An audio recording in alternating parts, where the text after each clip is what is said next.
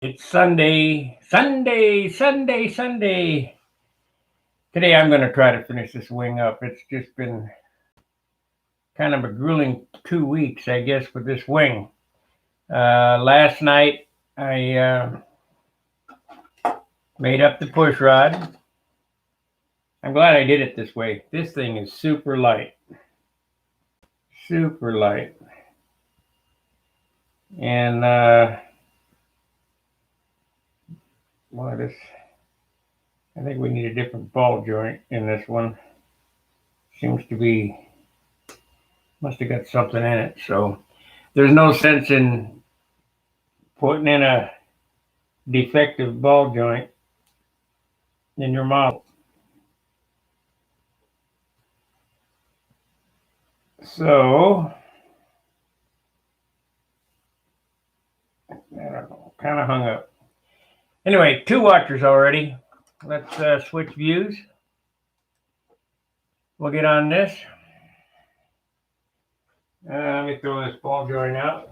Well, I won't throw it out. I'll just put it aside so I don't use it. And we're going to get this mounted and then mount the bell crank and finish up the tips.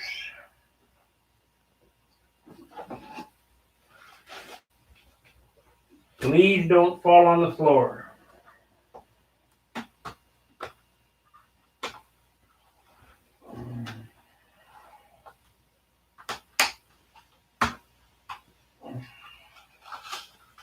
Falls on the floor, it's a disaster.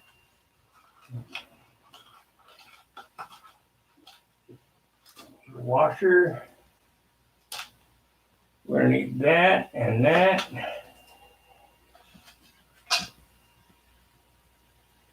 Yeah, found that anyway.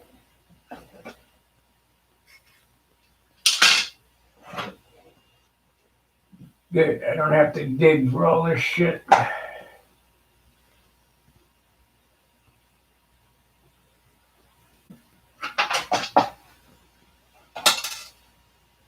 Oh, man.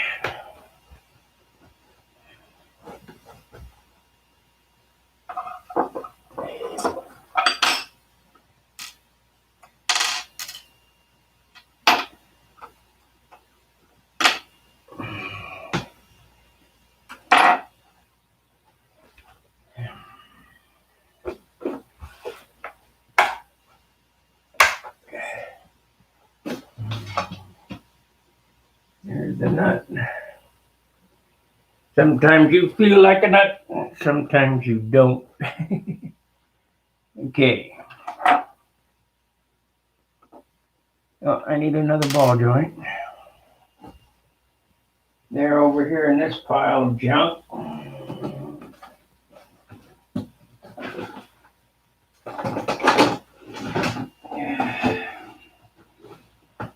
Need to go through and re-rack all this stuff. Okay, ball joint.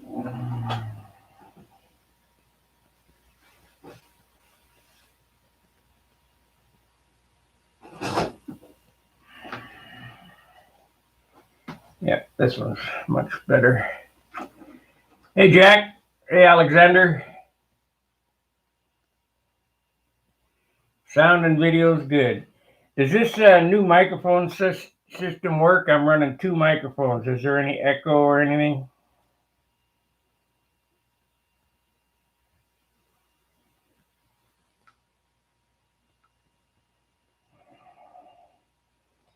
The high-end stuff on the mixing board. Got to sound better than the camera microphones.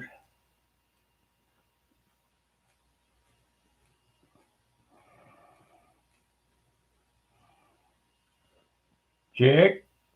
Check. Yep.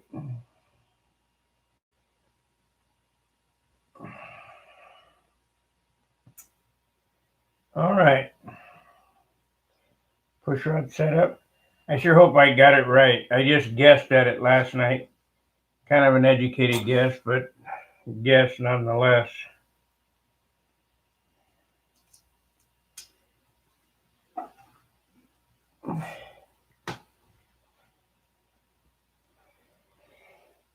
Okay.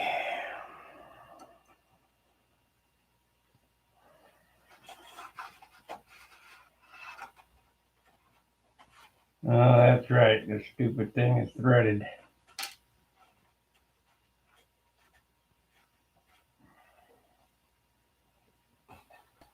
I don't know why anybody would do that. Thread the phenolic. But I didn't do it, so we'll use the, that's right, I need to check that pivot point. It may be even in the wrong spot.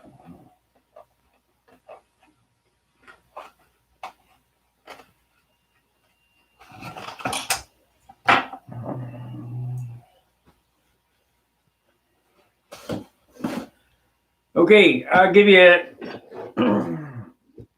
some numbers. 1.25 inch horns. The pivot point is 3/4 inch away from the center. 1.5 inch horns is 13 or 15/16, depending on.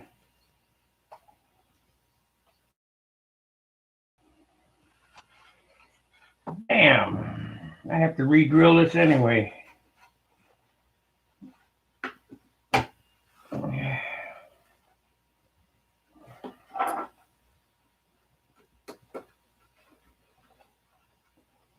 Okay, I'm gonna have to take this out. I'm glad I checked that.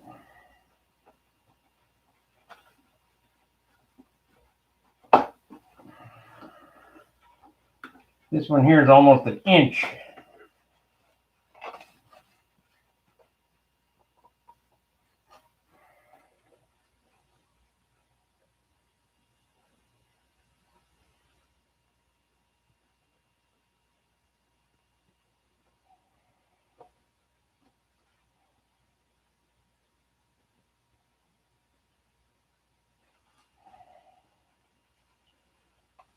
Nine hundred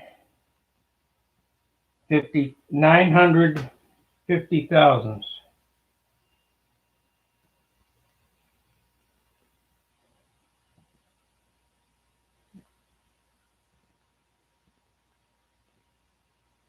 That's way too much.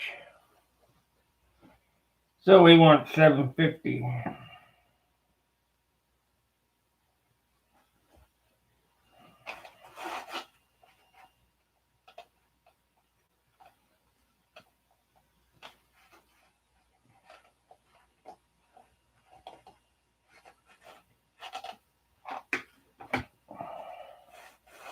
So I'm gonna have to pull this out to drill this.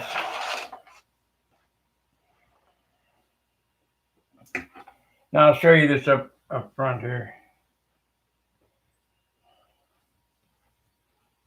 You see where that hole is right there? For 1.25 inch horns, you want it 3/4 inch from the center line of the pivot to that hole to give you 1-to-1. You got to think about this. If the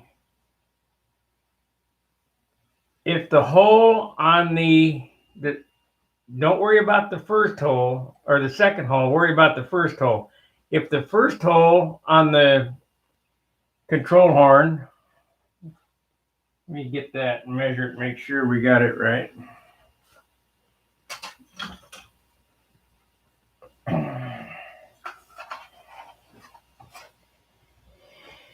Yeah, let's see what horns we got here.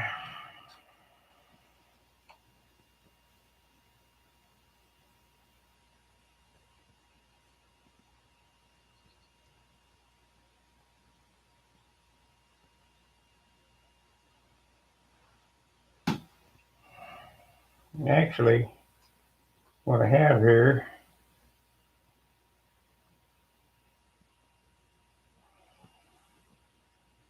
that will work. I don't have to drill a hole. Damn, I wish I would have measured this first.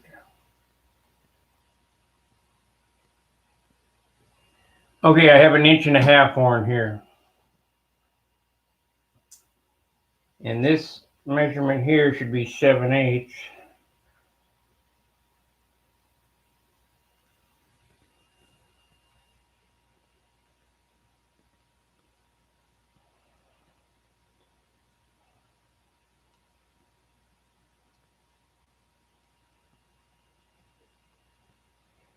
Okay, that system I had in there would work anyway. Okay, let me give you 1-to-1. Whatever the measurement is from this hole to this hole, you want the belt crank pivot, the first hole in the belt crank, at that same distance. 4-inch belt crank, 4-inch handle.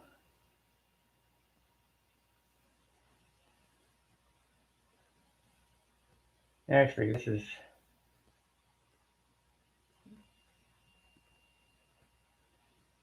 yeah, okay. It is 3/4. Okay. 750. So I did need to drill that hole. You want the belt crank pivot the same distance from there to there, and the elevator horn is going to be the same distance from there to there. And a 4-inch handle gives you 1-to-1. So that means whatever hand input you put into it, the elevator is going to lift at the same amount.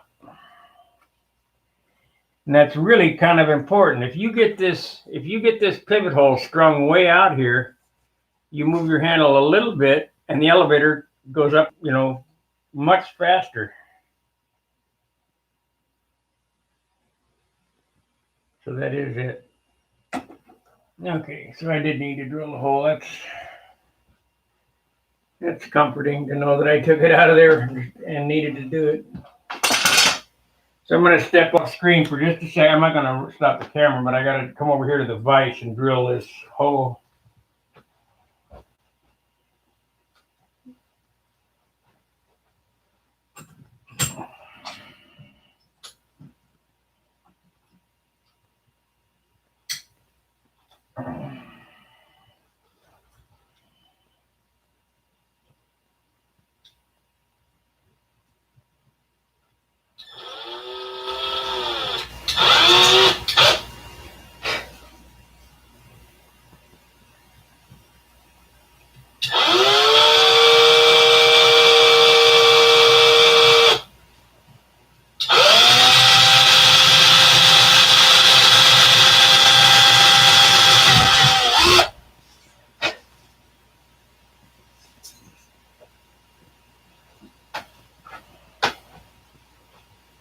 Okay, what do we got here?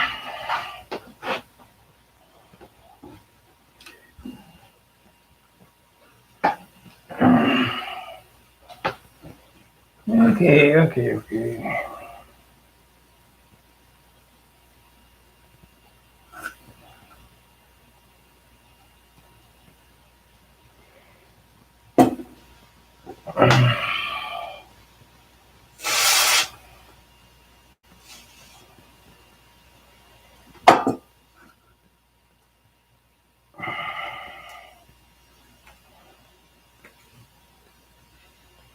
I'm just kind of backfilling this other hole.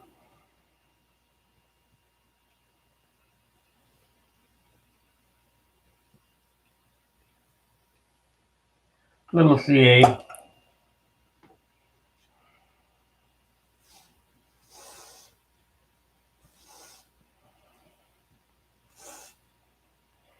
I don't know if it help or hurt. Can't hurt.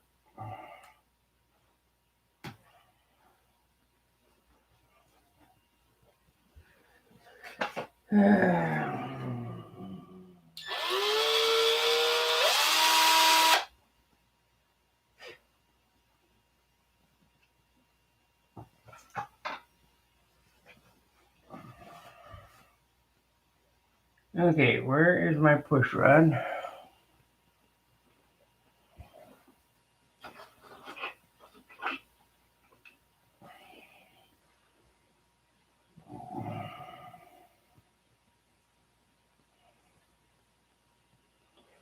Mo better.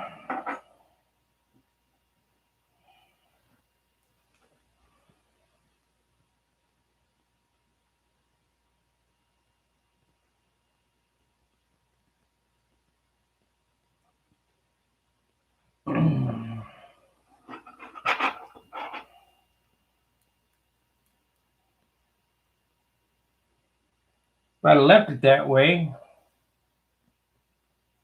might have been uncontrollable.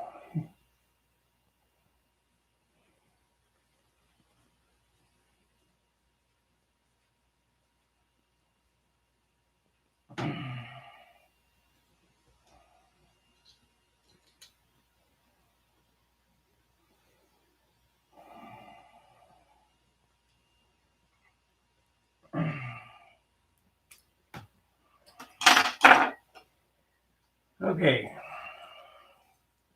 We move that in 1/8 of an inch.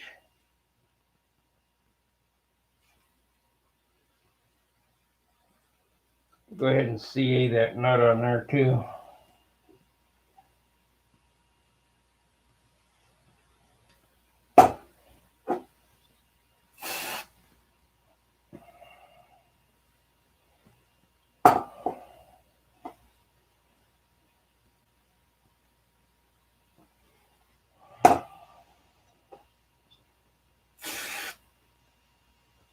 There we go. A little in the threads so it won't come out.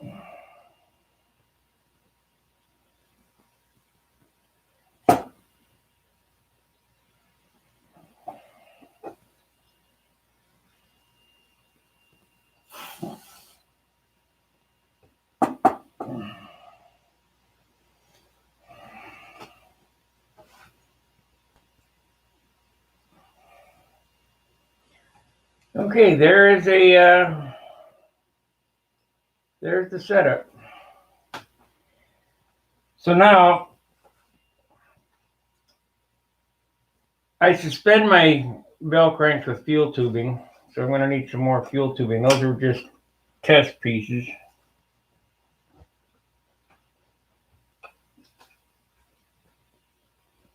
I thought I had some large already open. That's medium. Large.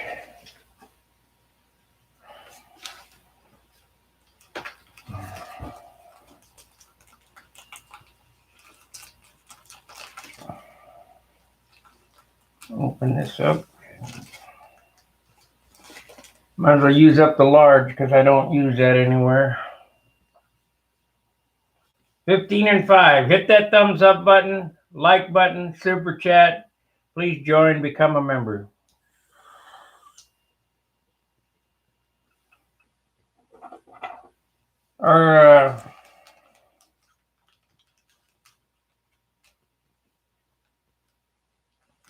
Well, everything is free to watch or whatever.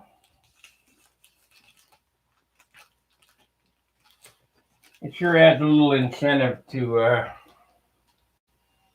do these. And I know times are tough and it's going to get worse.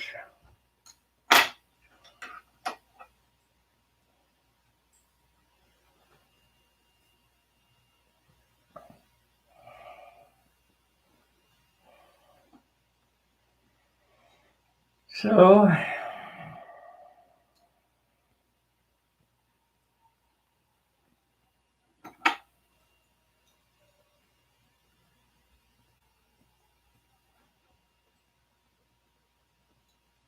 snowed here last night. Not they were calling for 8 inches. It looks to me about 1. But a 1/4 inch is too much for me.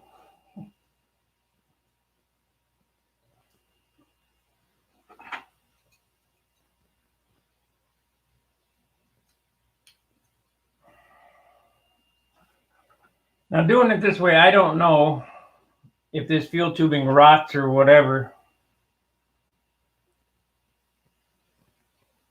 and falls off. I know it lasts at least 10 years.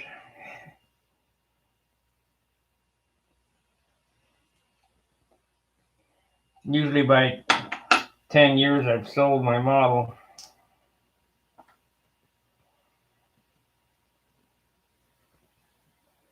So I need to put a set screw in that.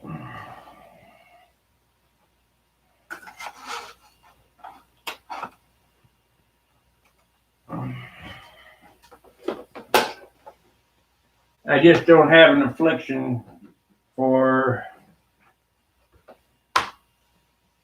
these airplanes. I'll sell whatever there is.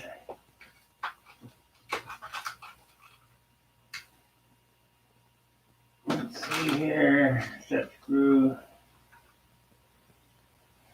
Of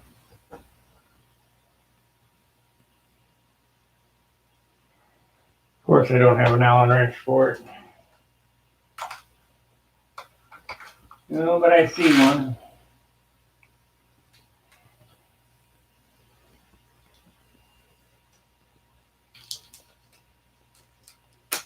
There is a difference between the old Dubro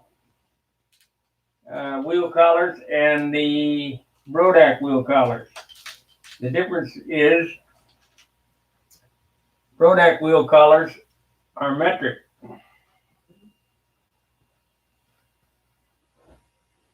And they use a metric Allen wrench that comes with it. Winship, good morning. Good morning, Chris.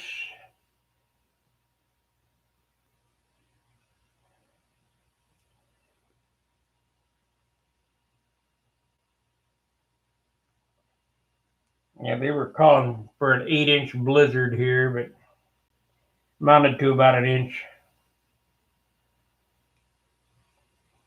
Hopefully it's cleared up by morning.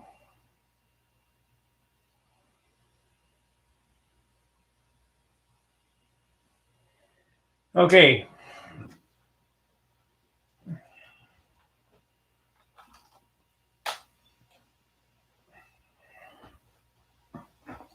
Bell crank suspension. It's 2 wheel collars. There's wire, washer, wheel collar, fuel tubing on both sides, and then that's suspended between the 2 upper and lower compression spars.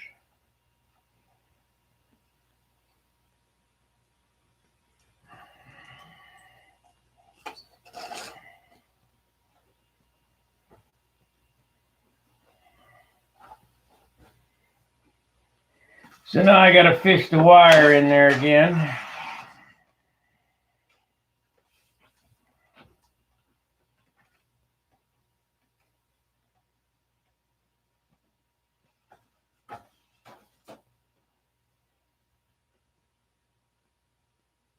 Let's see here.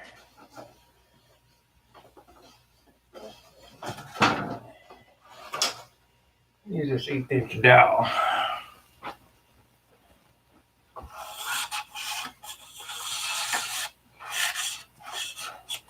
Nope, can't use that.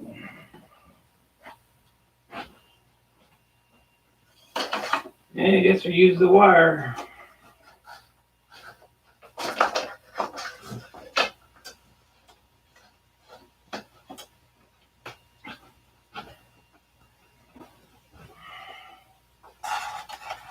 Wingtip turned out nice with the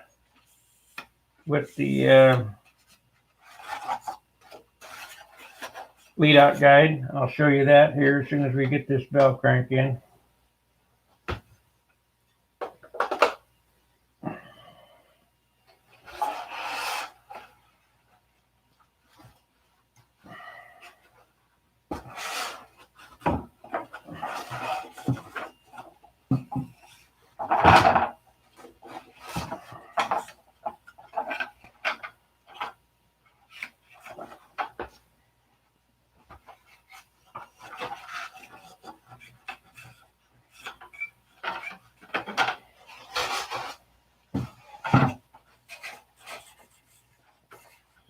Where are we at on this wire?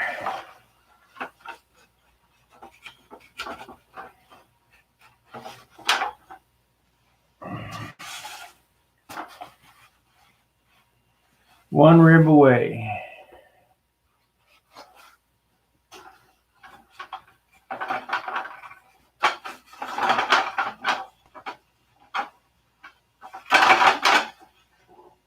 Come on.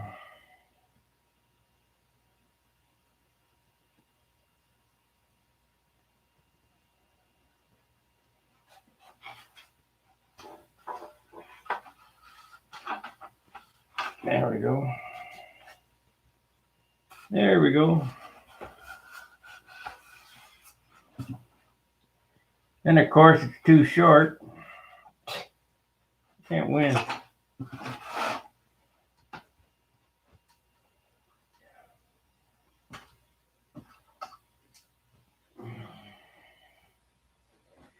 But we got time. It's all we got is time. We got no money.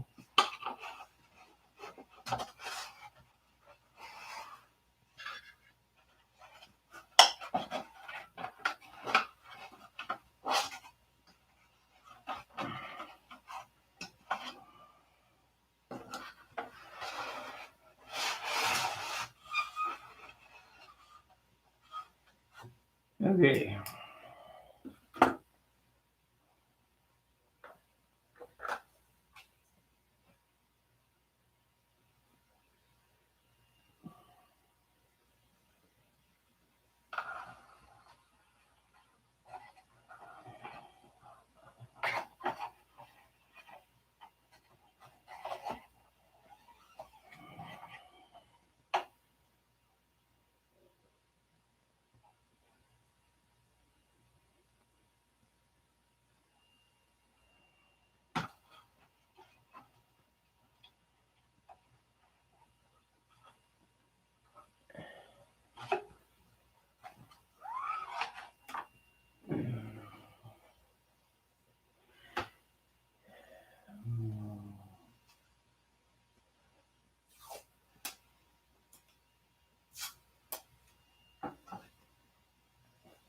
The Peppa section hasn't taken off yet. I'm wondering what's going on with that.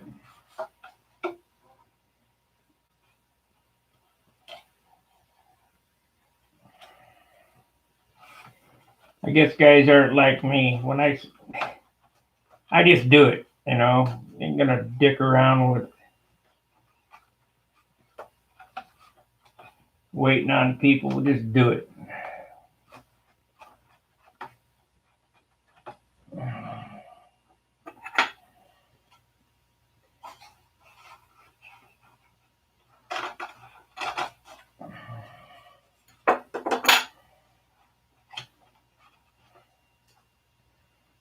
Okay.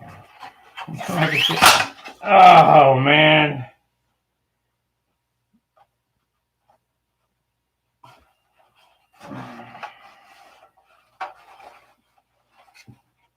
Okay, it didn't hurt nothing.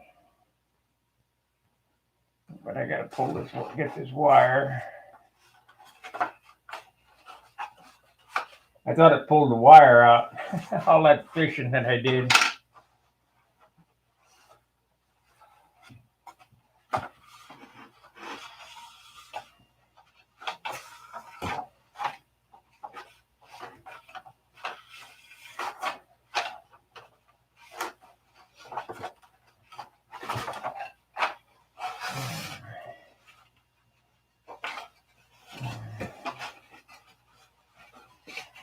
Come on. Hung up. If I pull on it real hard, it'll pull the piano wire off the lead out.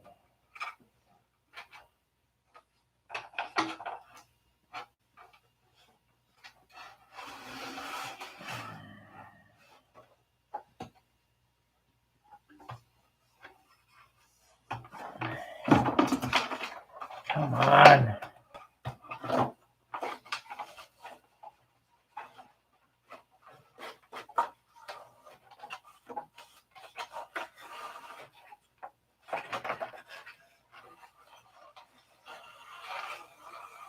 Patience, patience.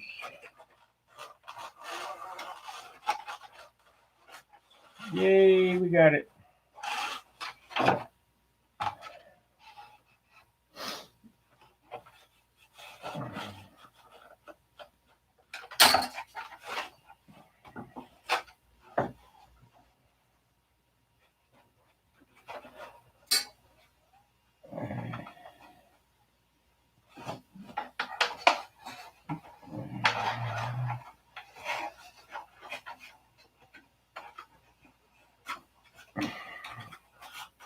going to finish this up, the center sheeting and the tip in this session. Then I'll take a break. I'll probably be on a little longer than an hour today, because I don't think I can get it all done in an hour. But we'll try. Well, probably be on 2 hours, maybe 3. Whatever it takes is what it takes.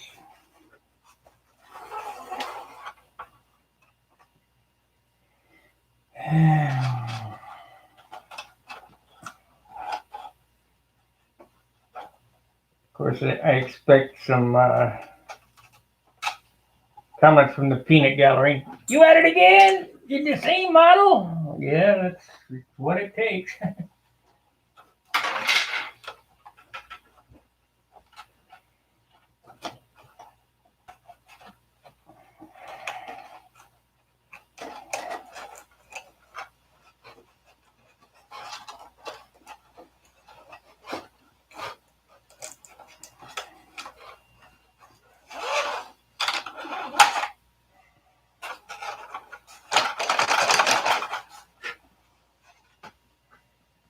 Okay.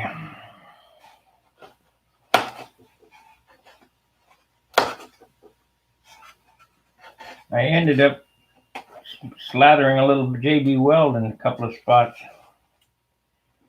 And I just busted off.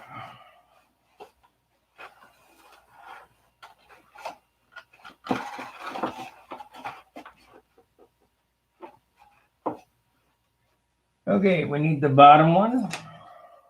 This is top. The tubing that I put in here sets the bell crank height.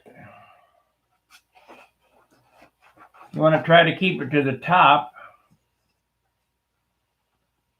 so that the angle is not radical.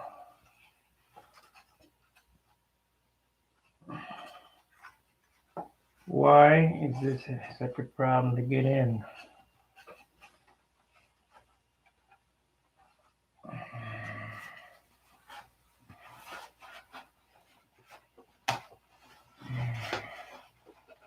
There we go.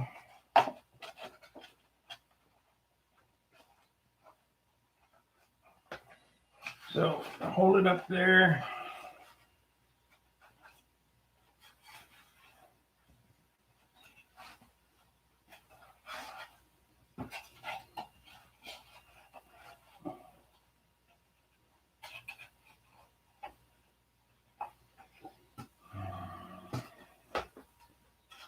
So it needs to drop some.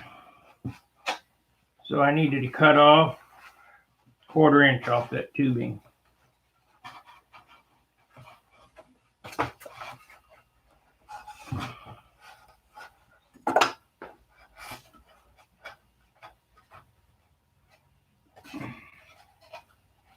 If you're going to spend any time on anything, make sure the controls are free.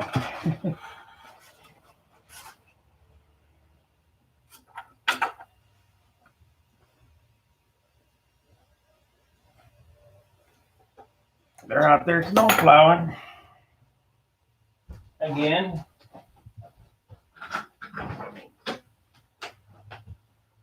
No, that was a fire truck.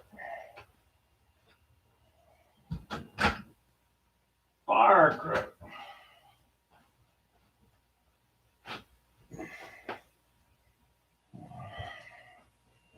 So I cut that tubing down.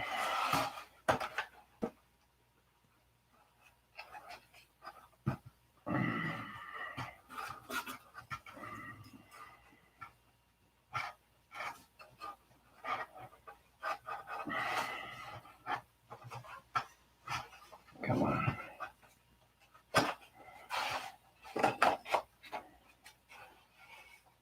There we go.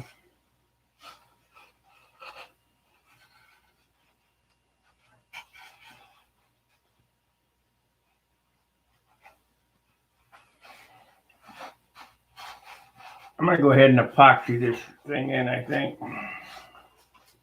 Oh. see here. Let's test it out.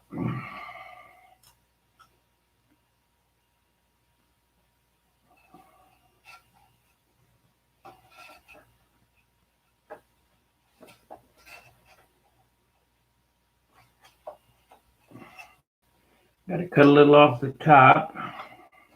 How much? 1/8 inch off the top tubing.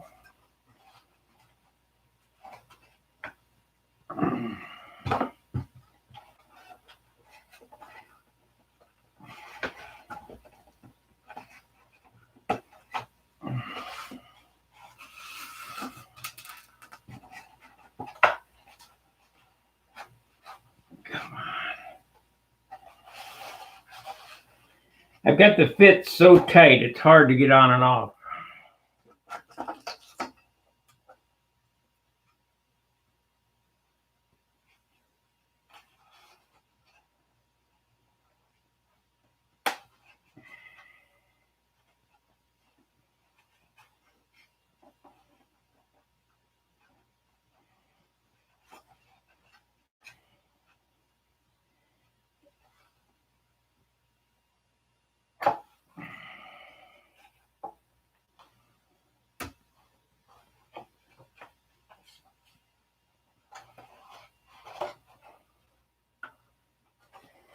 Okay.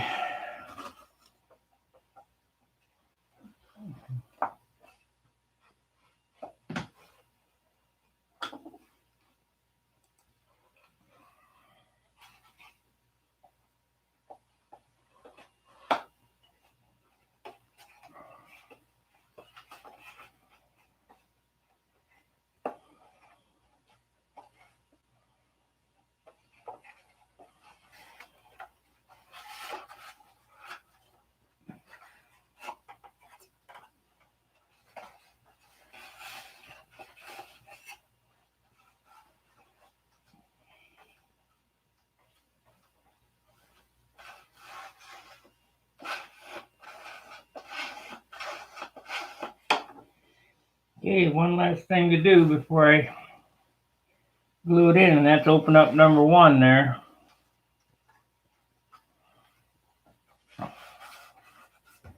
You got to make sure you got a full range of swing on the bell crank.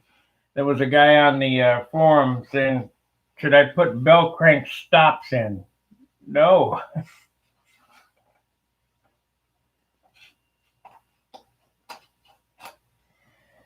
I think it'd probably be best to do that with a Dremel instead of trying to cut that.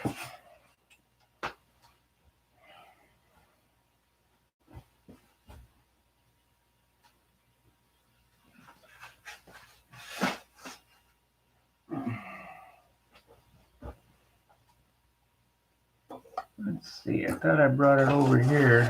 I did.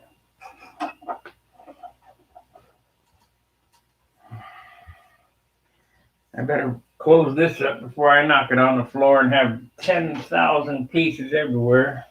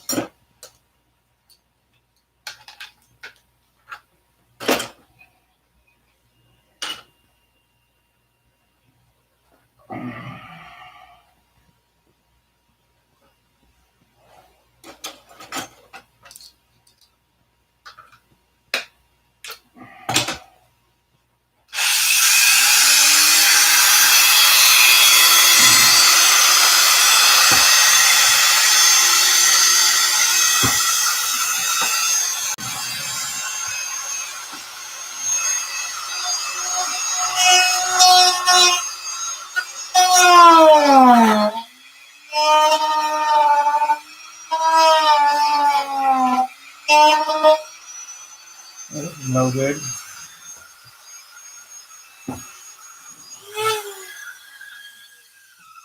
Okay, where is my box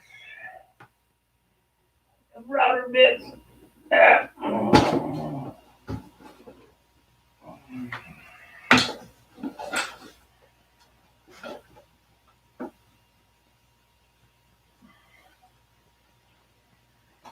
Looks like it's time for some more sanding drums.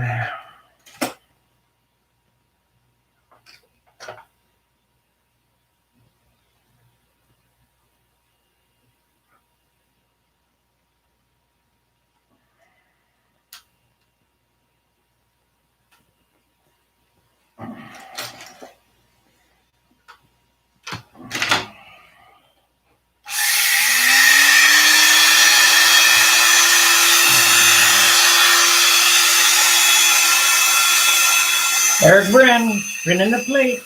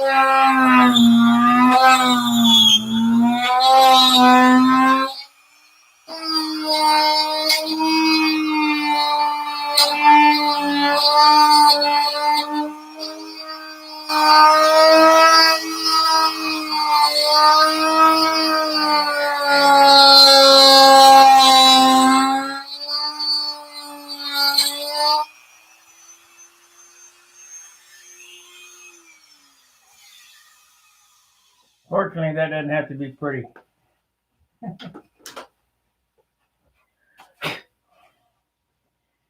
Okay, so if I pull this front one,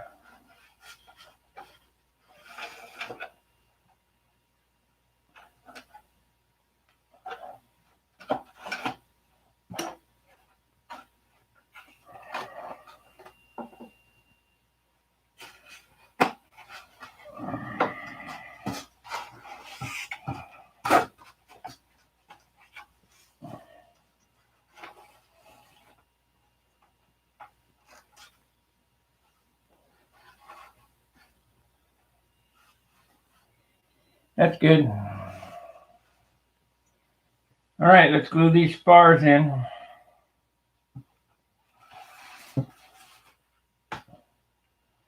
Let's see, I saw my eyelets where.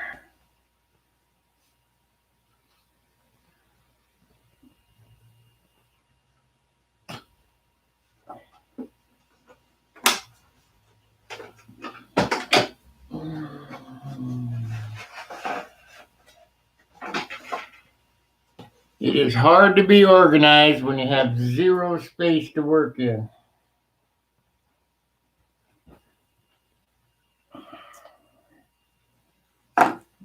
Did I put them over here or what?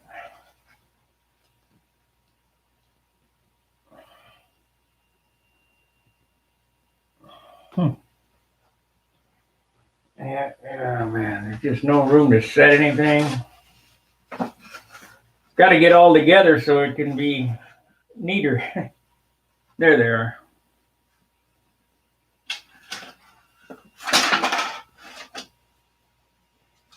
Okay, the tip that I built yesterday and laid in, cantilevered in,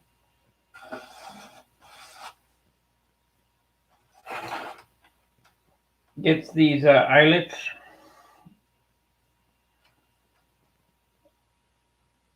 They'll have to come out to finish sand, but I try to keep all the correct parts in the right spot.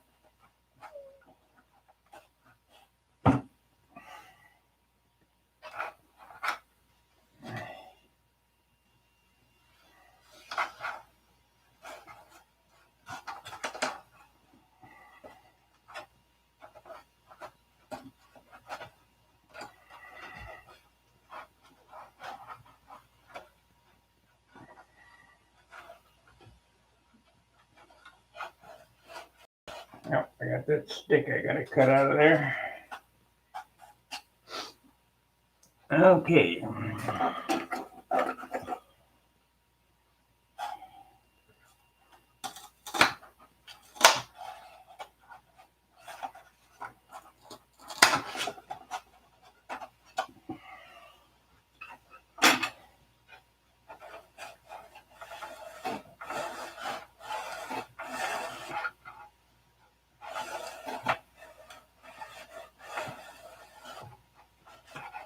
Okay, it doesn't pull this way far enough, I don't think. I need to open that up a little more.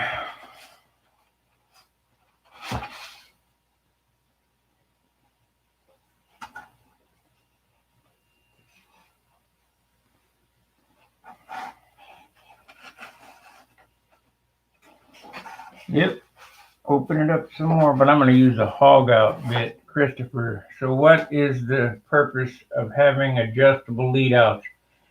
It sets the line rake so that when you first fly your model, if the lead outs are too far forward, you don't have any line rake. If they're too far back, the airplane flies in a crab. So you want to find the happy medium. So it's all part of line tension. Adjustable lead outs, adjustable wingtip weight, and I don't use adjustable rudder, but if you're a new up-and-comer, I would say adjustable rudder. You want to set that model so that it stays in the right attitude around the plane of the circle, so that when you give up, the airplane doesn't do this. When you make a hard corner, it doesn't go like that. It doesn't want to come in at you. I use motor offset, lead out, and rudder to keep the line tension up. I use more motor offset than anybody.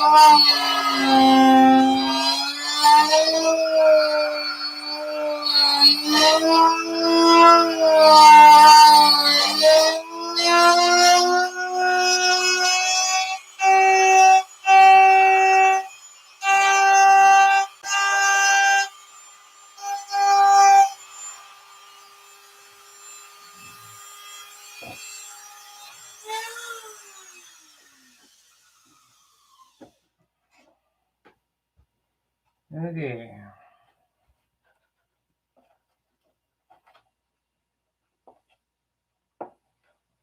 What do we hung up on? This. You have to have the bell crank in the right spot in order for it to work.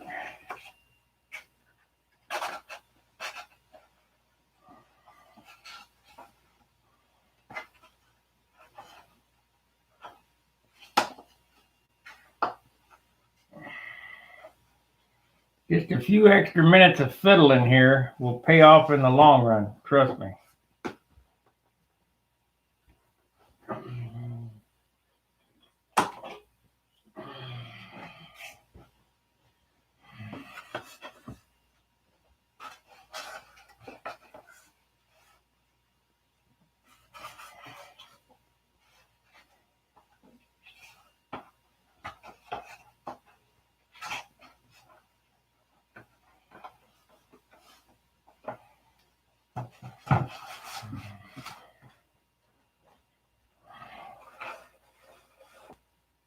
Okay, that's better.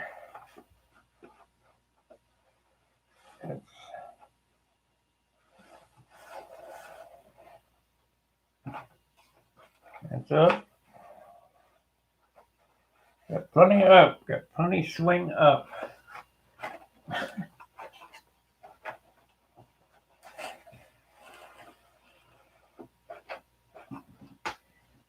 I don't suppose.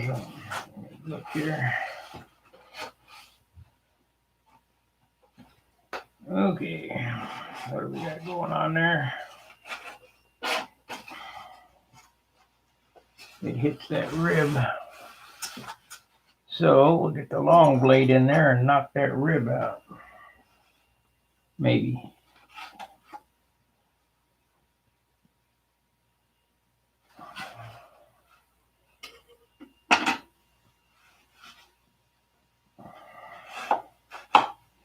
I don't know. That's probably. It's never going to travel that far.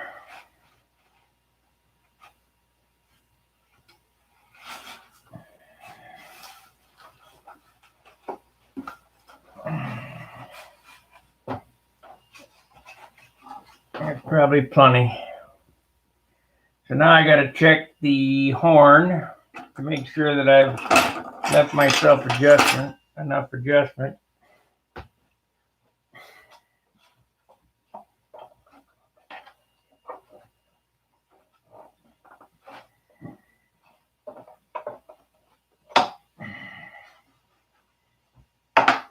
This is probably not the correct way to do this, but I've done so many of these I can just guess. If you have more up all the way forward and one down all the way back, we have more up all the way forward and one all the way back, does that change the control wise? Not sure. You want to keep your lead outs as close as possible together.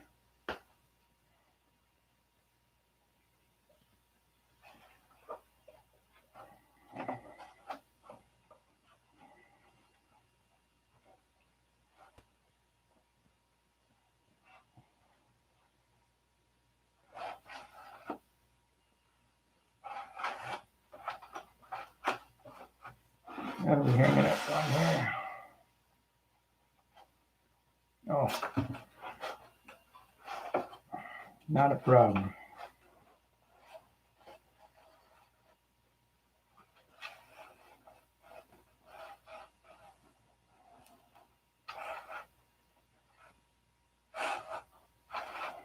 Yep, that's right. Okay, so now the trick is to get these spars epoxied in. And this is something that you want to use quite a bit of epoxy on. I mean, I don't like excess, but this is such an important part of the airplane right here. As I've mentioned over and over again, this is the heart of the airplane. 2 little sticks, so you better get them glued in good.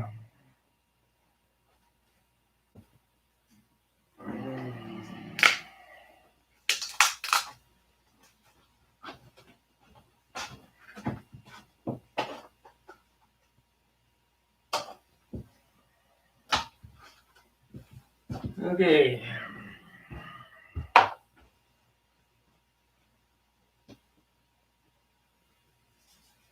Five and 5. I thought I had 2 new ones. Matter of fact, I know I had 2 new ones. Where'd they go? Yeah, it don't matter. I don't need them right this second. It's like, oh, they're there. It's like, for me, it's like gremlins come in the shop at night and move stuff around. I guess it's all in my head.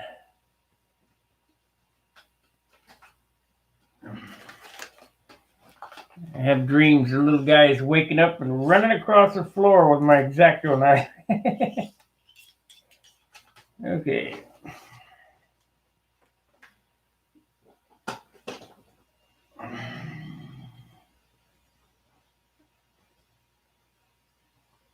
I think I'm going to set this one up so I can use that 15.45 prop.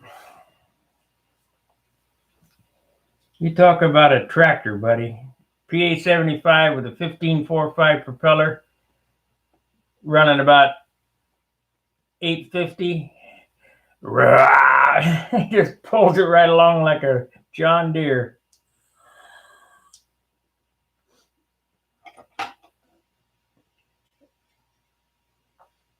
Could have let, when I had that on my Thunderbolt, you could have let that airplane go and it would have went right straight up and out of sight.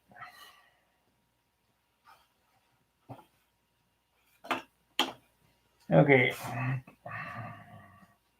I'll be glad to get this done so I can clean up this and do the wrap up on this.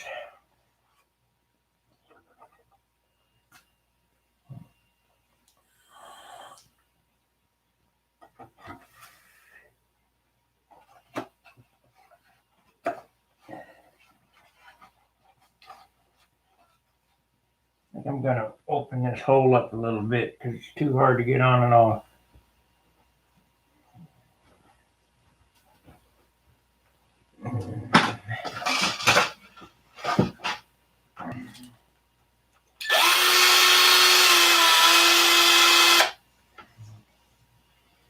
Okay.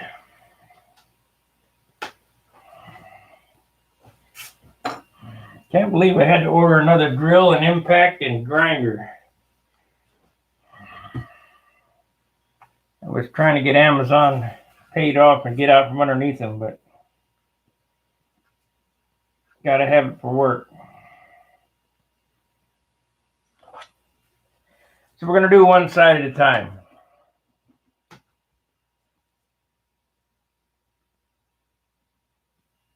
Yeah, John's forceps, yep.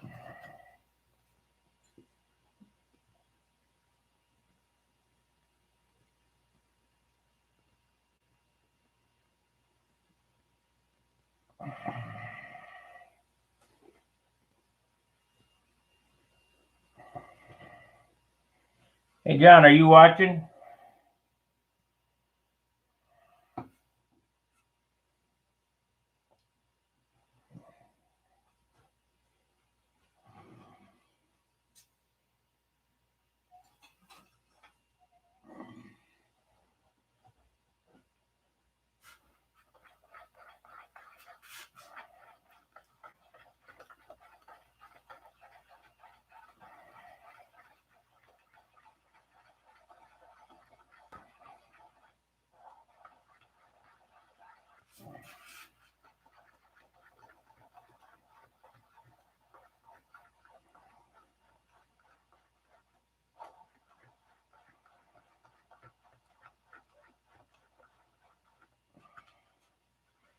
You got two brushes because we're gonna do two settings with this.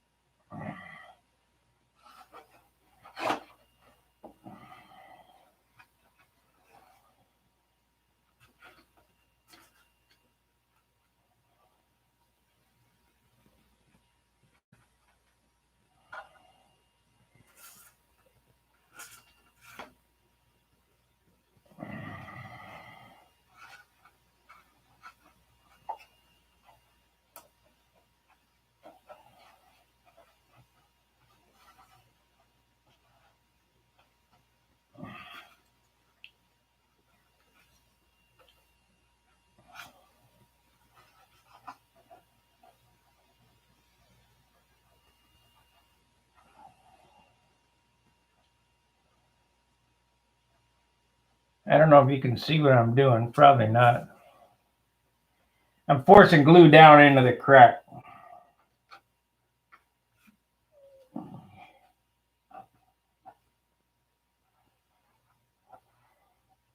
We'll glue it from the other side too, but I'll wait till this dries.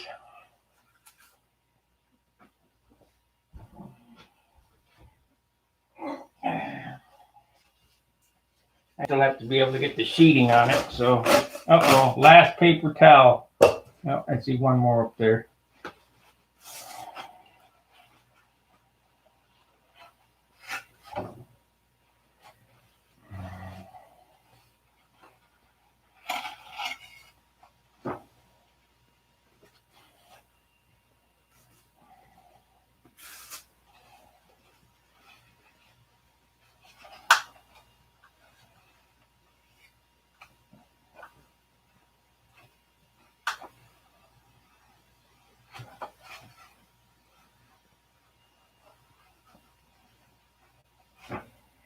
you're wondering how I know where that goes, is I marked it.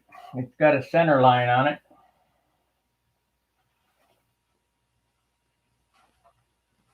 As soon as this dries, we'll flip it over to the other side. Maybe I'll put the glue in it now.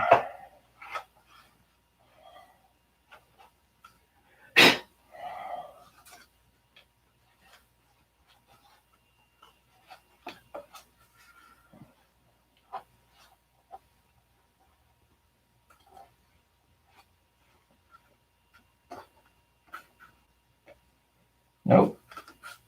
It's already kicking off. So that's the end of that. Wait a minute and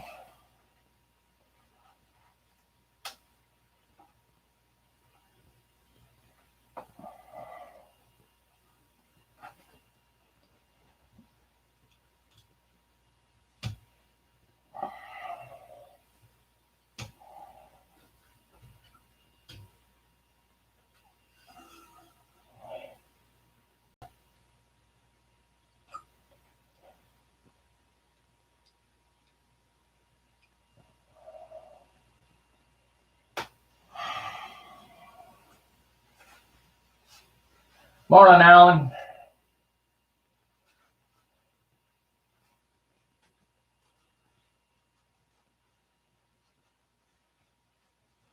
Yeah, Kevin, that's right. Fine tuning. Kind of like fine dining. Okay, that kicked off already. Boy, it's hot too.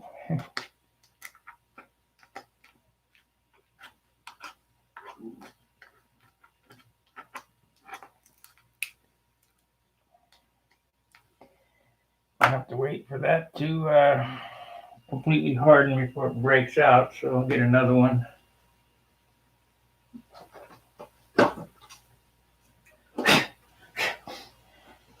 These little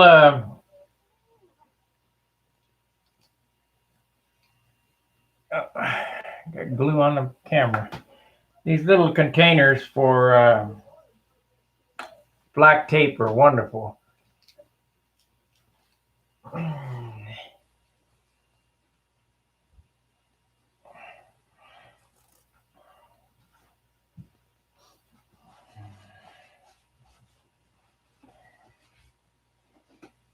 Okay.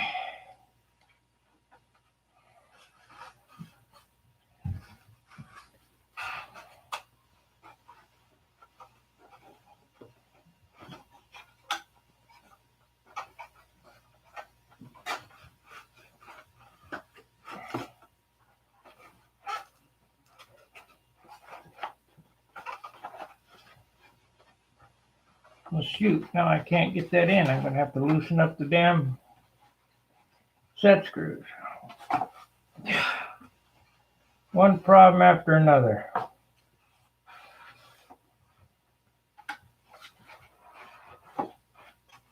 Almost there, but not quite.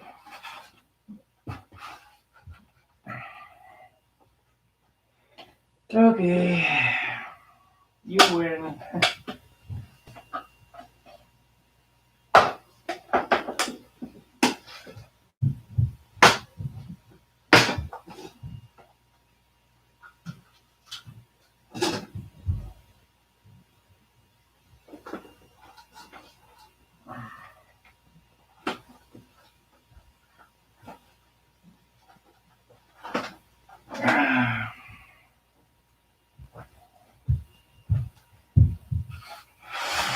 Neighbor's thumping and bumping around over there. Must be getting ready to do something.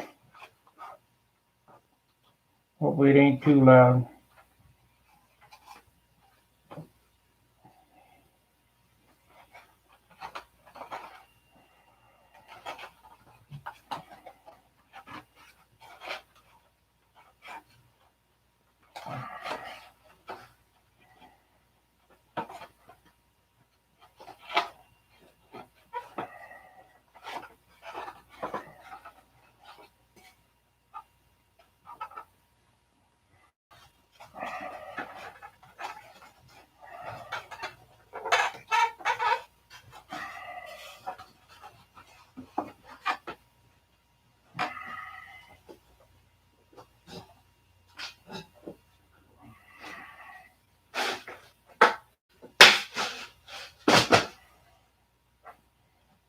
Okay. A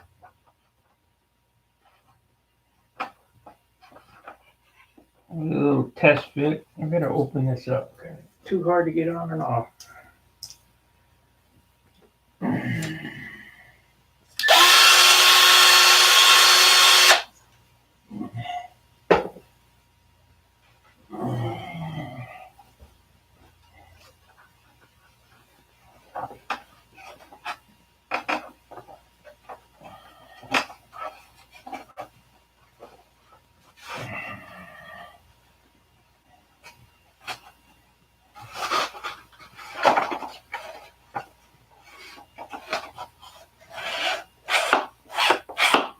Check it now, because this is your last chance.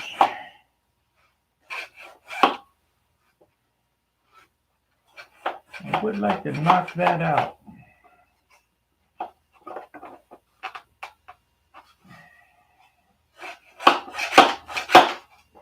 I don't like the sound of that. I'd like it to, it's hitting a rib inside there and I just can't get in there. How am I going to get in there?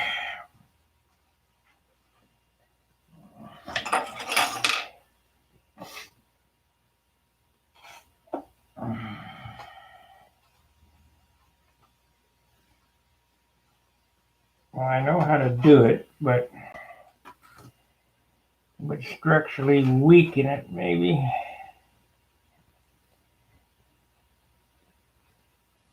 Now we'll glue it in. That way I don't have to hold it.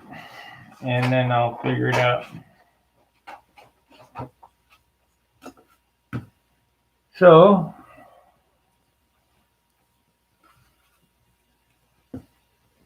you can't do that. Okay.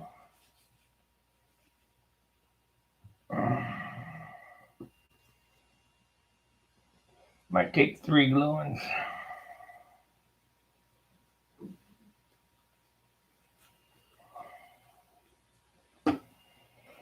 Maybe 3.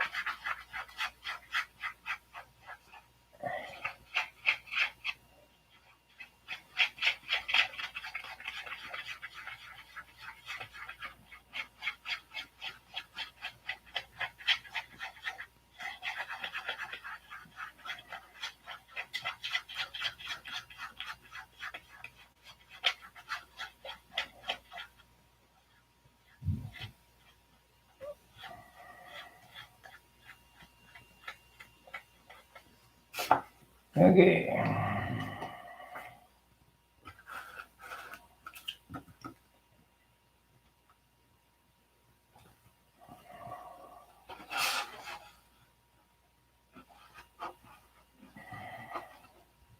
Nope, I can do it in 2. I can do her in 2.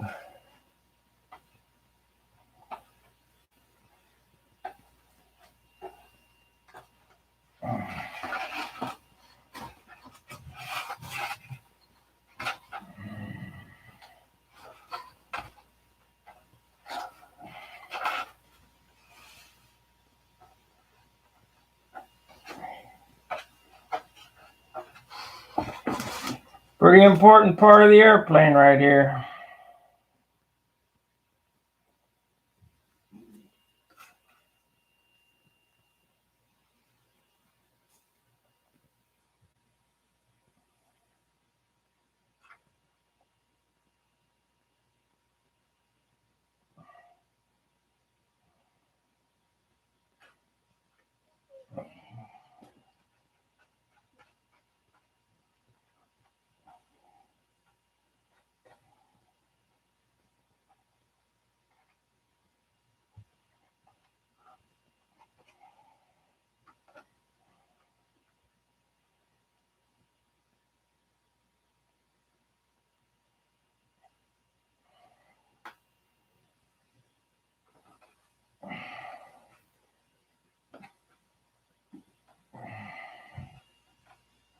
Come on.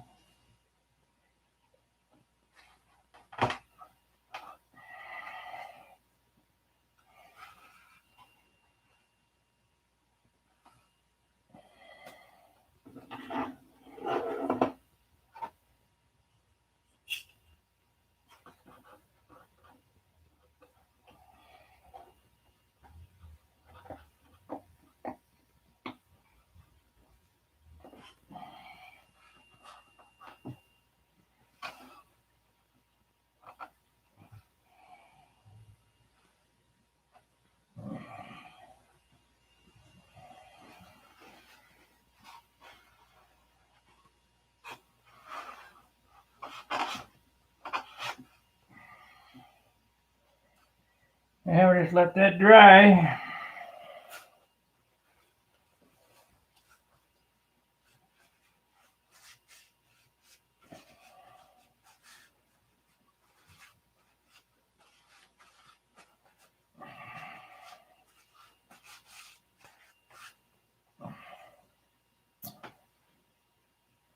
Any questions? I mean, not really school, but at least you guys, can ask me a question.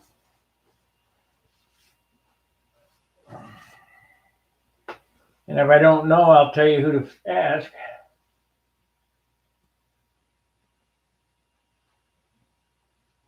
Like, subscribe, share, super chat, and please consider becoming a paid member. It's the join button down there by the subscribe button, just below the subscribe button. It's $4.95 a month. It helps me buy glue and to keep these things going. I mean, nothing in life is free.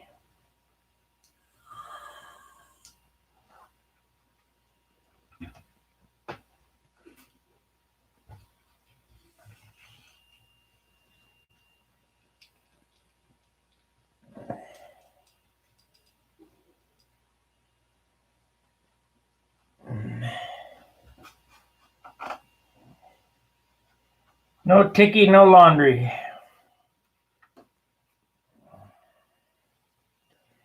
So now we have to, in a second here, you see these holes back here? I got to fill those before I get the sheeting on.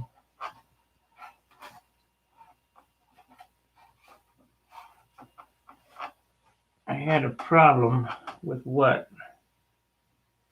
So that one, that's the block. We need to take that out. We'll just 1/8 it there. Make sure that my hinge block is, hinge block is down. That's good.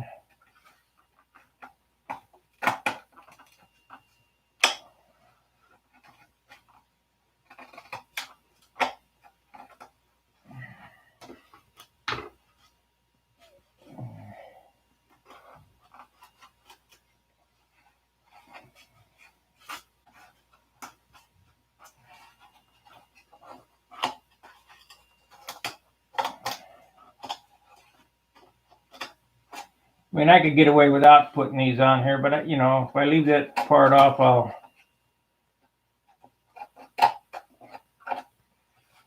because all that is a stiffener for the trailing edge. But who knows? There might be a load there that I didn't foresee, and it could fracture the trailing edge because it's not built the same as the rest of the wing, and it could fracture the trailing edge right there and it come apart. So just for peace of mind, we'll fill that back in. Okay, that dried up. Okay.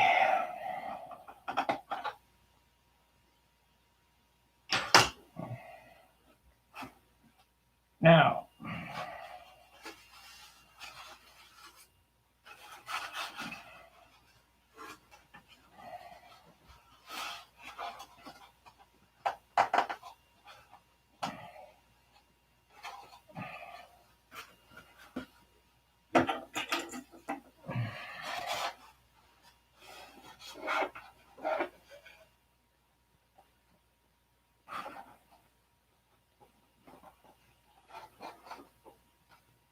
Had a small glue booger drip down.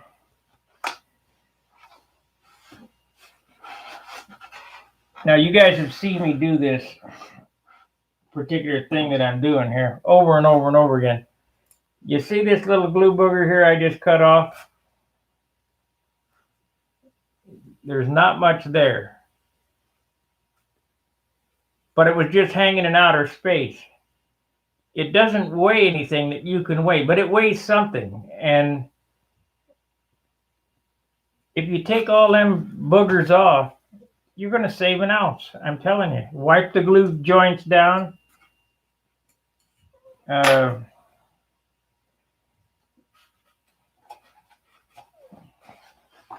No excess glue. Now we got to see about this. How are we going to get that out of there? We got plenty. It's stopping right there on that rib. I need a stick with some sandpaper on it or something so I can get it at an angle. So in order to do that,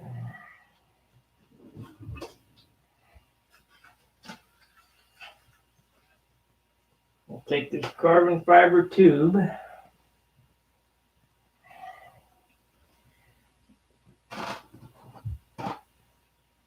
Here again, we're back to the, what do I use for standing implements? Whatever it takes.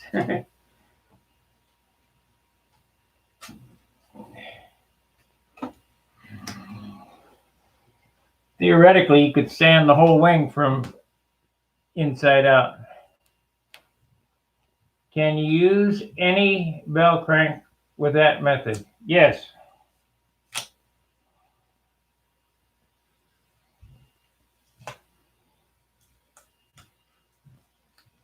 I started using this method probably about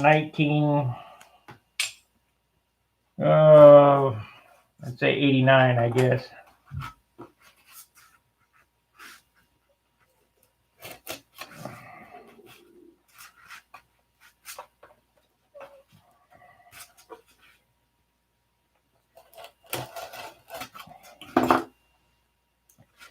This is a sanding block.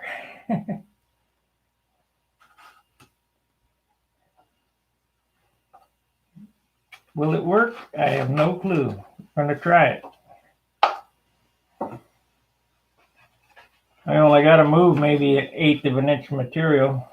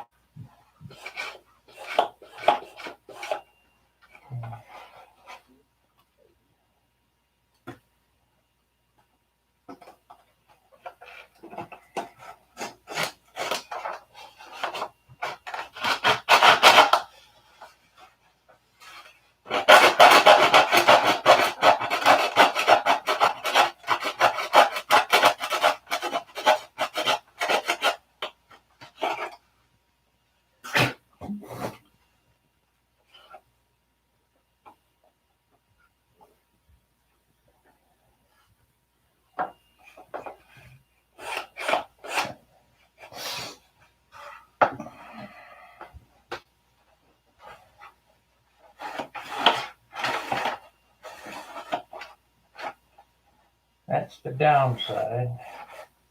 I don't ever see it going past that, so.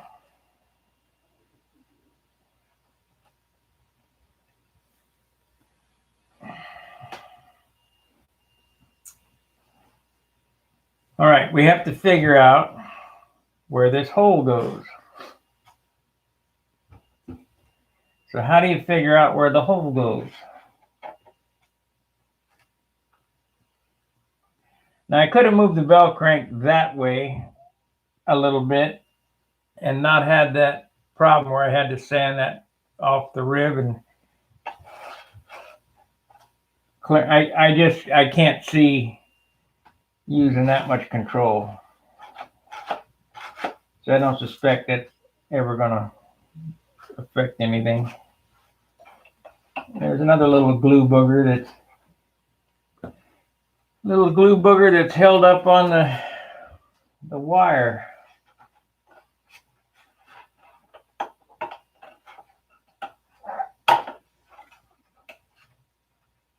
There we go. There's another glue booger. See it? Take them off.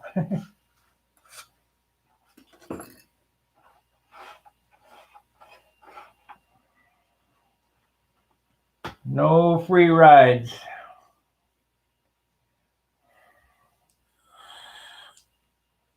Okay.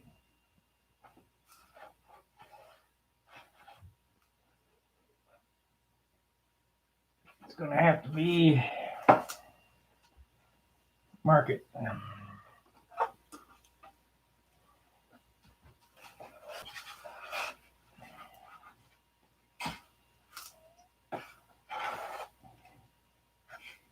Well, we'll start right here.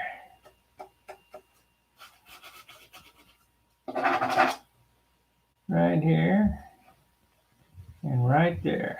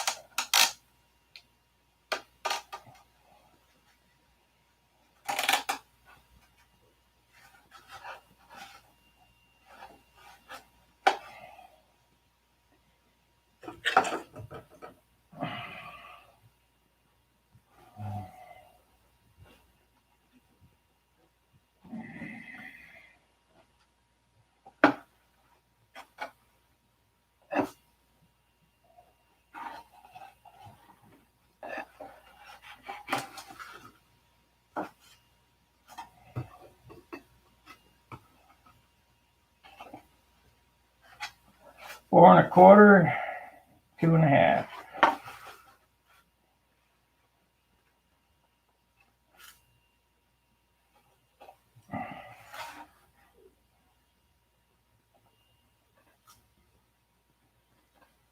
These are always just a guess, so cut them small, then open them up.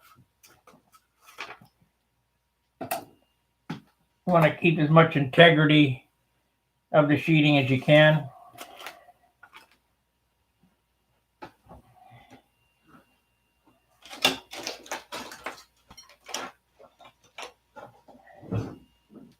I just had that tube. That guy was asking me to measure for him.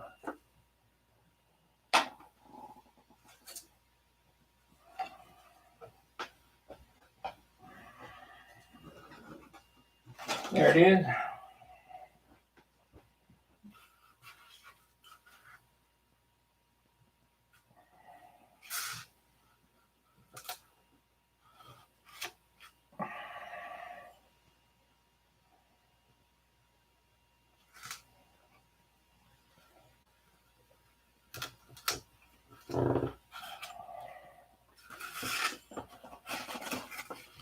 If it ain't right, make it right.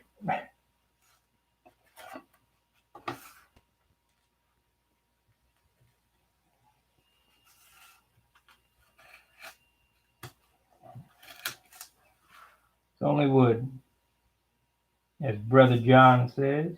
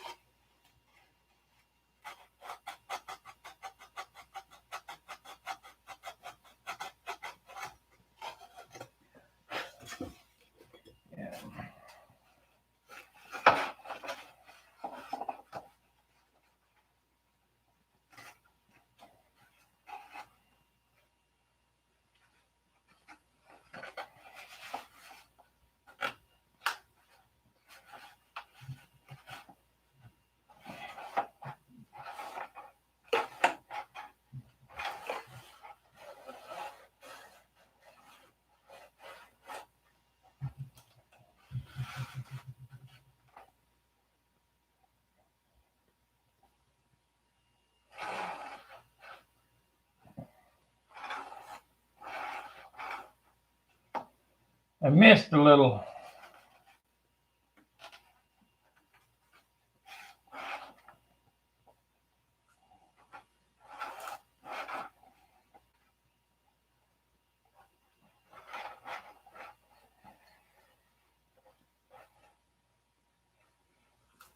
You can tell I missed probably a 1/16 of an inch.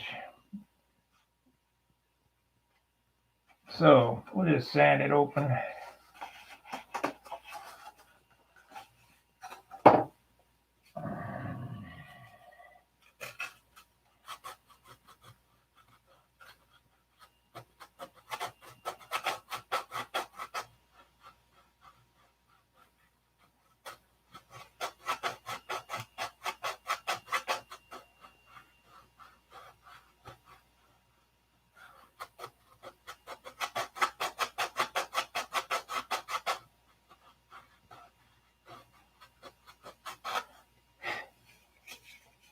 No problem.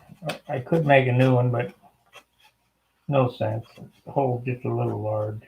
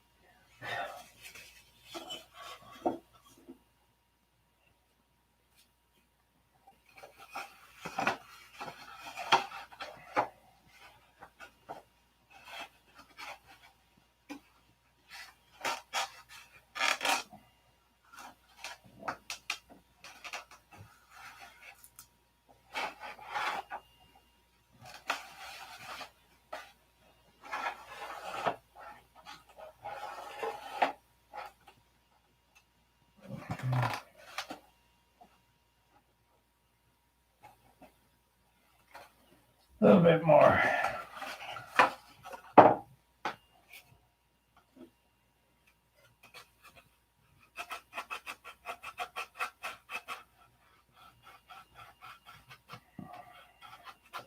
You don't want the push rod, the lead out, the bell crank, or anything to touch anything.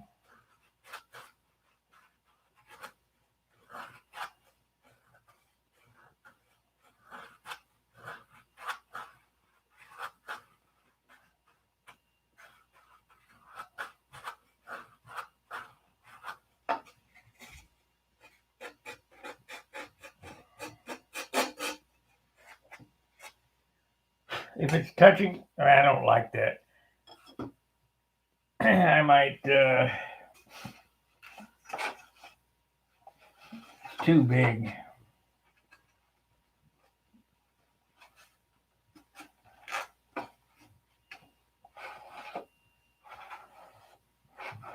Yeah, I guess it'll be fine.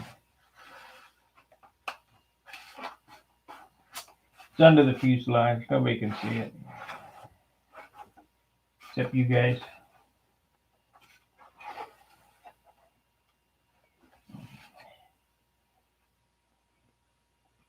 Yep, that'll work.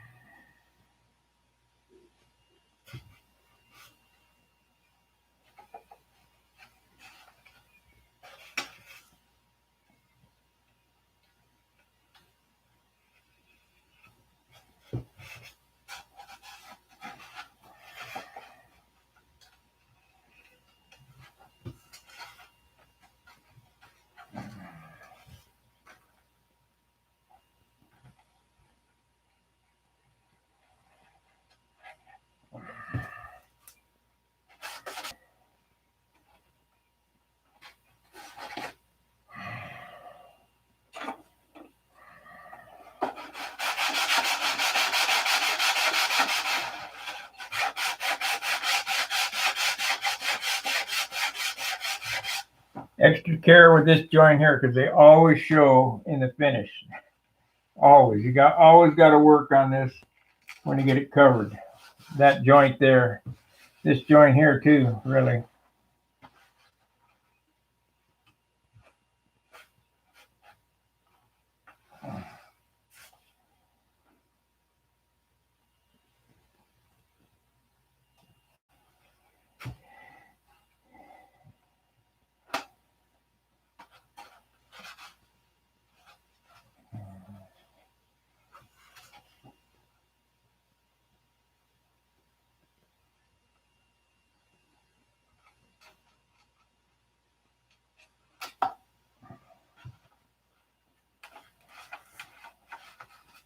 This is going to be a pain in the butt.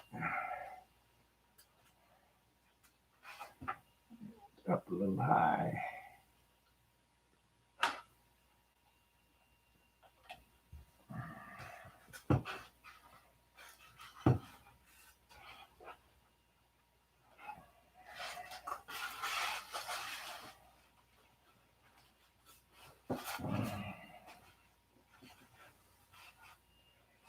We still got 16 watchers.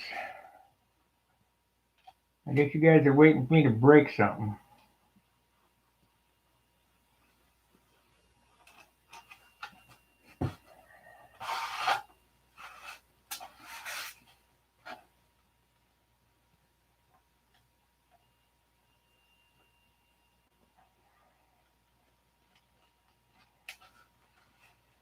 Hour and 35 minutes.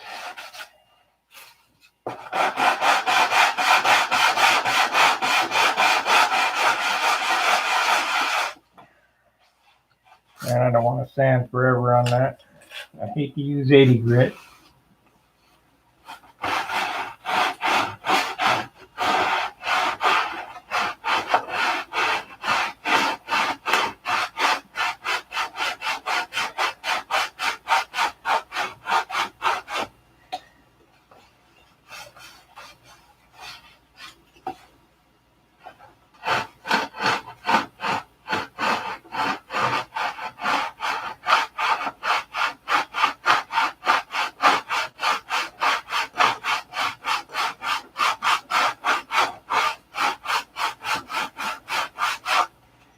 This little stud sticking up right here, that's what locked it to the fuselage.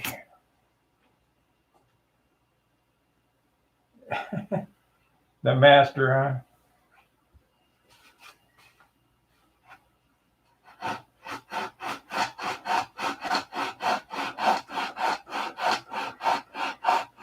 Bob Hunt's the master. Billy Warwood is the master.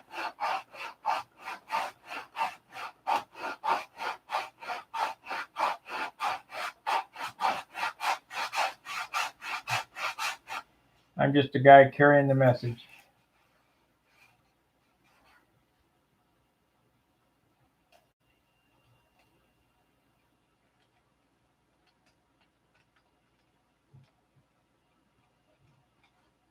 I had a little gap there. You notice what I did? I filled it full of sawdust and then hit it with CA.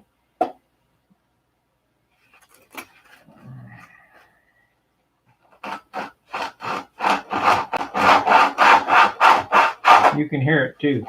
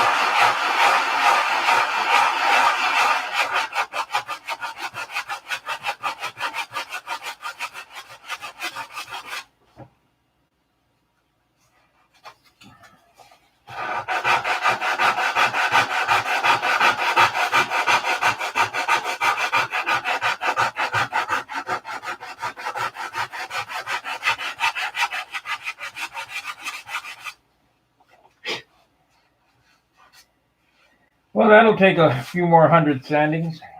Oh, I got little scratches up there.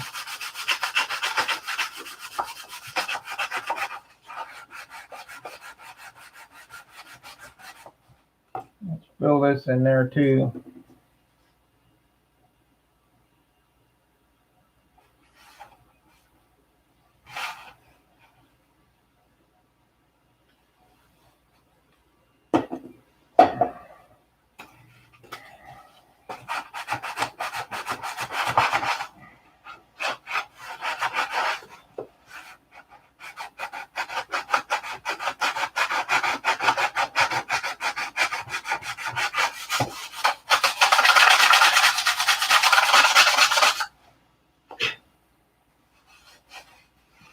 This section right here gets covered with carbon fiber.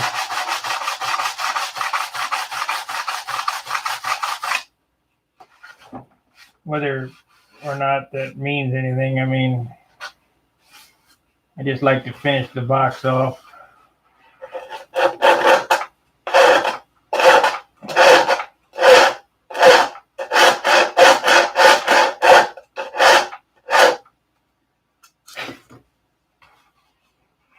Okay, well, I got a little aggressive there. I got a couple of scratches right in the center.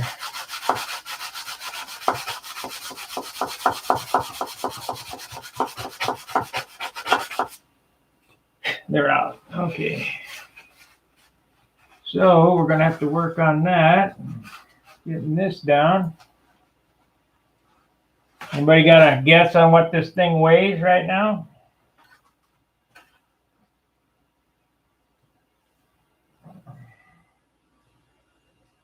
Maybe we get a scale. There, it's way up there.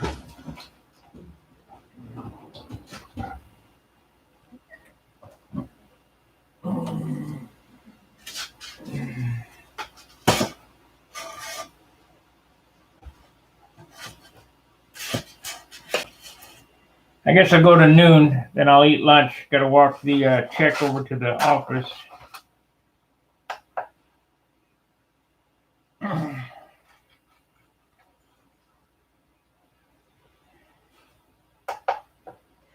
Ooh, I'm happy. What do you think it weighs?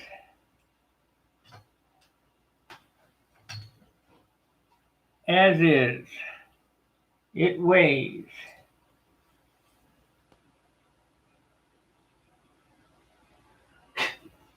8.2 ounces. Not too bad.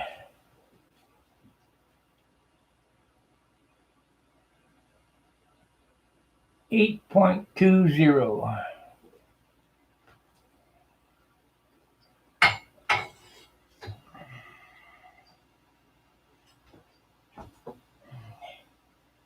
Yeah, I built the wing at 16 ounces. Man, I'm happy. Okay.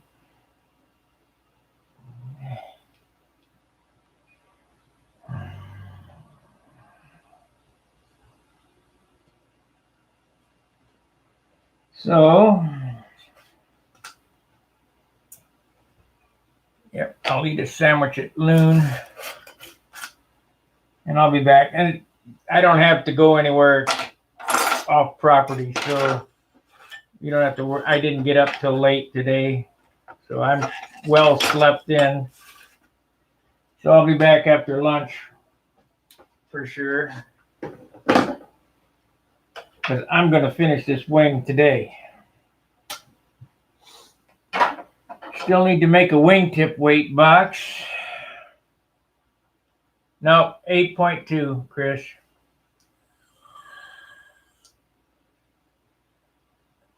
I wish it was 4 ounces, but that's totally unbelievable. Seeing that the bell crank weighs an ounce, and you know the bell crank lead out setup and all that, you ain't gonna hit 4 ounces. Each wing panel weighs, I think they were 1.5 ounces before front shooting, so they're 2 ounces a piece. So the wing weighs 4 ounces before you start adding the hardwood and the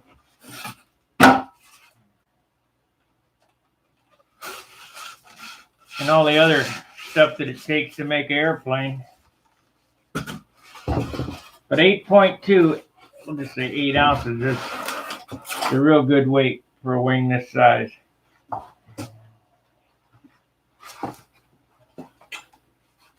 Yeah, got aggressive there.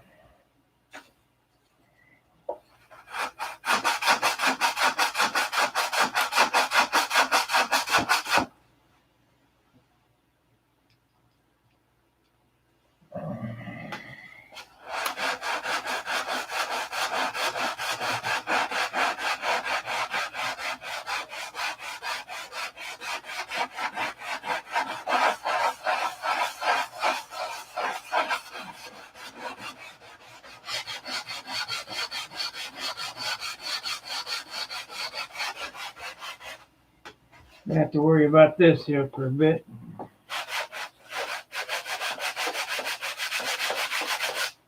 I want to get all the putty on this airplane today so that tomorrow night, while you guys are yakking on Charles's hangout, I can get the putty sanded out.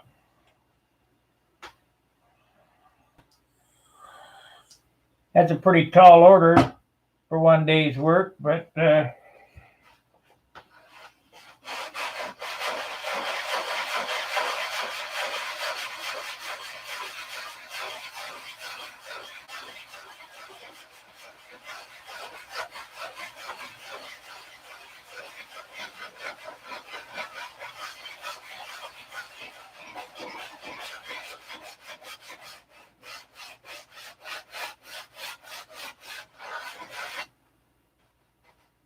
that line there always gives me a fit.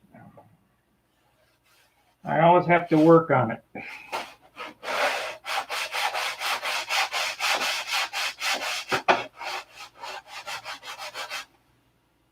So let's go ahead and glue this puppy down.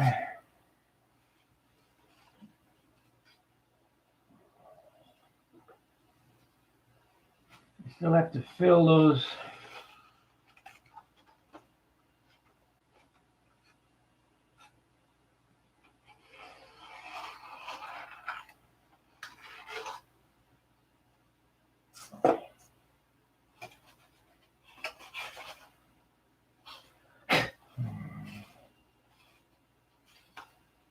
I guess I'll box that in with an 1/8" spar. That's what I'll do.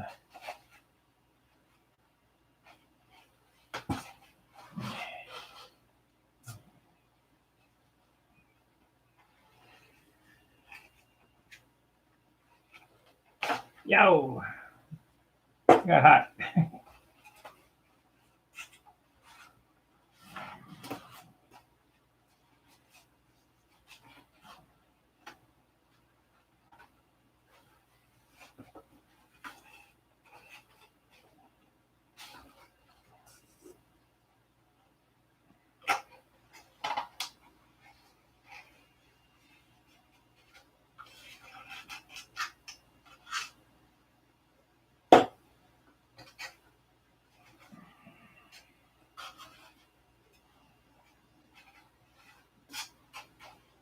Remember, every piece glued to every other piece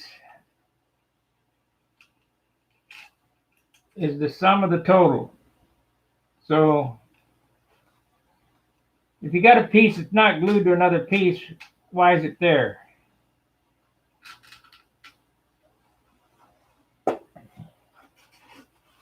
So make sure it's all glued everywhere. That's what the detail gluing is about. That's what that is. So I need to cut. We're gonna put an 1/8" back there. That'll give it a little more strength.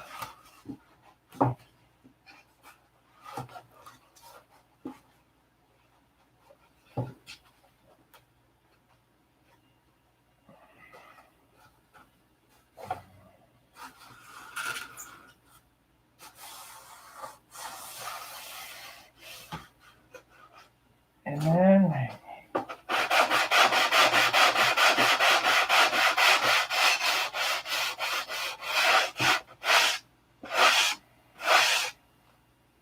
And then the detail sand out and then cover it up.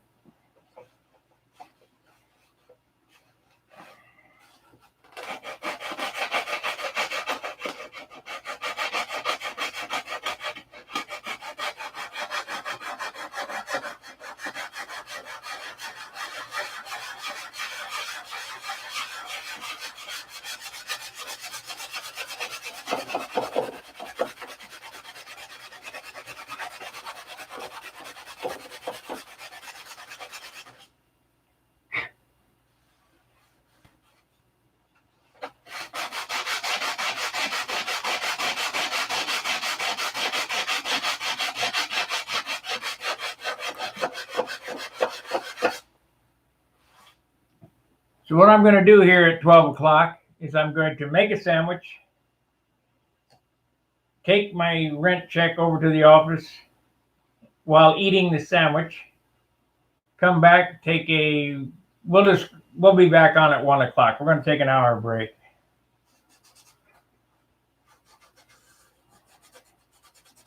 I'll try to stick to it. I mean, I realize that sometimes I miss, but now here I have about, I don't know, 1/16 of an inch hanging over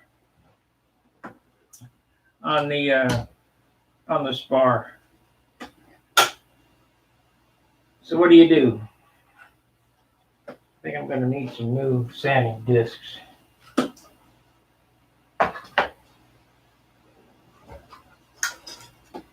Remember, you don't want to carry around anything that's not glued to something else.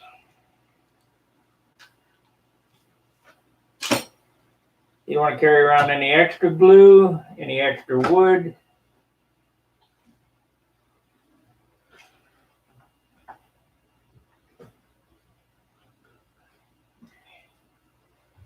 So we're going to grind it off. And it's nothing. I mean, most guys would let it go. But most guys don't build super light airplanes.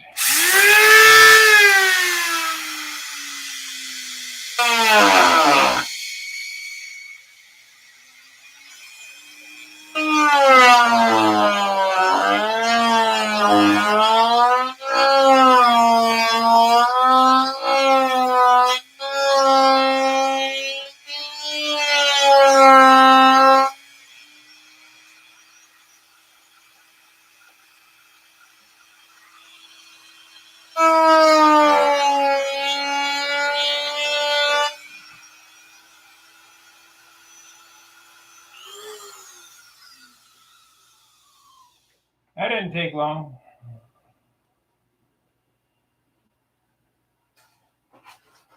Let me show you what I was talking about.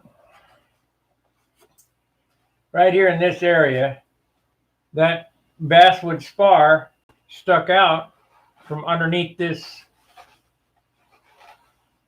sheeting. Well, it wasn't glued to anything by 1/16 of an inch. So just grind it off. And if you do that enough times, you'll save a noticeable amount of weight instead of, just a minuscule amount. But you got to do that everywhere. No extra parts. You don't want to carry around anything you don't need to.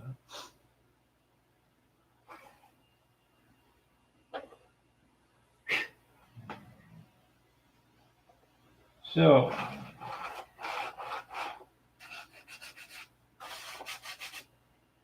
all right, guys. Let's see. Now I got 6 minutes. We'll go. I'll make it 2 hours exactly. I sure hope these videos don't bore you.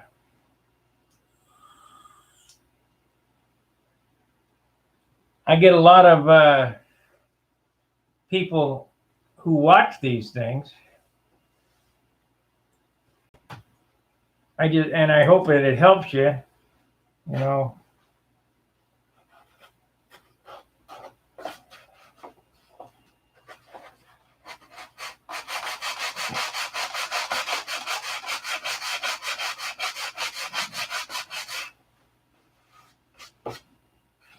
You do that on every model, you'll notice that just that you'll notice that your models will be getting lighter. Anything that's not glued to, that's the rule. Anything that's not glued to anything comes off.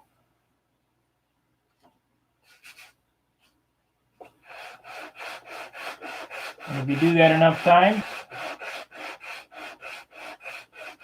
you'll save an ounce or and there's another thing. Just because you take it off here doesn't mean you get to put it back on and paint. I hear that all the time. Well, I built a really nice light model. I can really lay the paint on it. Well, you just killed yourself. No. You want just enough paint to cover it and to be shiny. It doesn't need to be, you're not going to build a 20-pointer. I haven't seen a 20-pointer yet, ever. There's always a mistake somewhere. So don't worry about it. If you can get 16, 17, 18, or 19 points, you're well in the realm. And I normally, unless I haven't flying an old rat, I usually get 18 or 19. But there's not going to be a 20-pointer.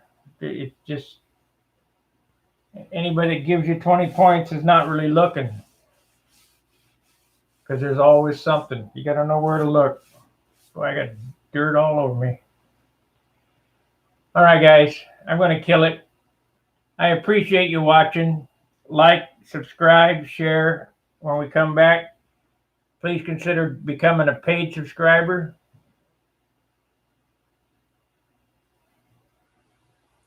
Anything that's not glued to something comes off. That's exactly right. Why would you carry around, unless it's a structural piece like I think I could even make those compression spars lighter if I wasn't lazy. I could hollow them out and make them a little lighter, but you know, where are you going to stop? You got to have some strength somewhere.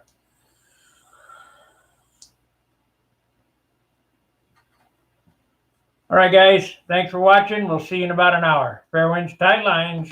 See you in an hour.